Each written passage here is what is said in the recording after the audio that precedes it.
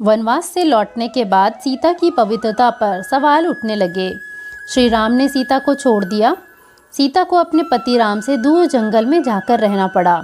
यह सब एक तोते की श्राप की वजह से हुआ था। इस वीडियो के माध्यम से आज मैं आपको रामायण की यह कथा बताऊंगी।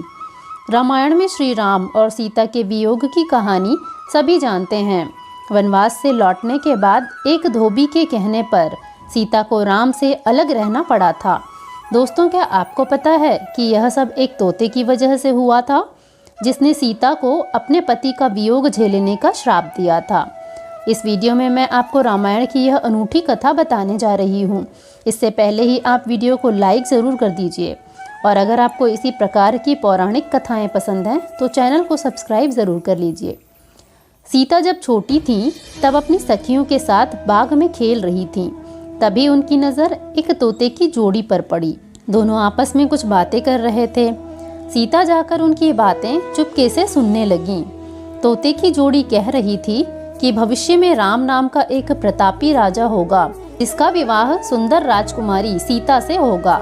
जब सीता ने उनसे पूछा कि ये सब उन्हें किसने बताया, तो तोते ने कहा कि उन्होंने महर्षि वाल्मीकि के मुंह से यह बातें सुनी। वे अपने आश्रम में शिष्यों को यह बातें बता रहे थे। तब सीता ने कहा कि जिस राजकुमारी की वह बात कर रहे हैं वो मैं हूँ। ये सुनकर तोते घबरा गए। उन्होंने कहा कि हम उड़कर कहीं दूर जा रहे हैं और यहाँ कभी भी नहीं आएंगे। सीता ने उन्हें रोक दिया और कहा कि वह उन्हें अपने साथ रखेंगी। इस पर तोतों ने कहा कि वे आज़ाद पंछी हैं और किसी पिंजरे में बंद होकर नहीं रह पाएंगे। सीता ने कहा कि वह और भी बातें सुनना चाहती हैं, इसलिए उन्हें नहीं जाने देंगी।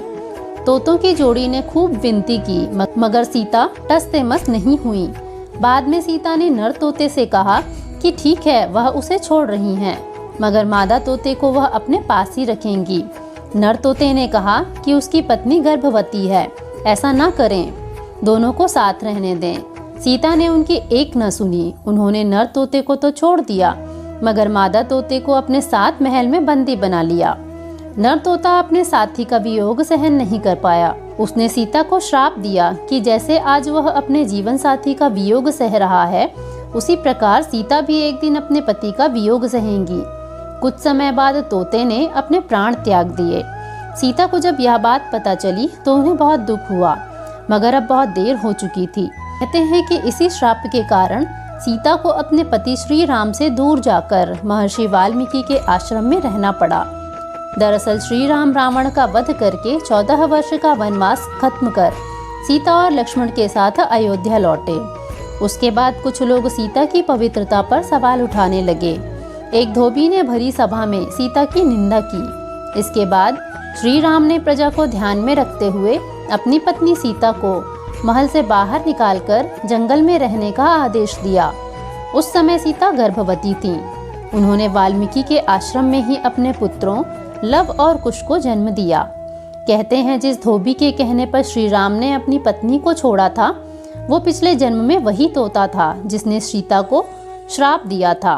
तो दोस्तों, अगर आपको रामायण की यह कथा पसंद आई हो तो वीडियो को लाइक ज़रूर करें और इसी प्रकार की अन्य धार्मिक जानकारियों के लिए जुड़े रहें भारतीय संस्कृति से।